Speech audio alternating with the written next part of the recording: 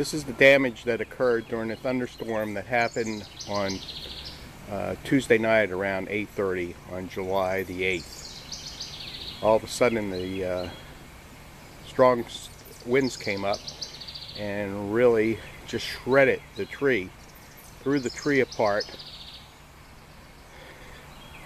came down on the Purple Martin house and disintegrated that. You can see it. It's all ripped apart.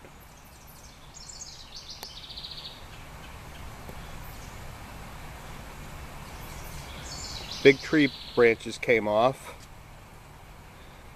They came from the tree that happened up here, came down and crashed onto the fence and bent the fence up there.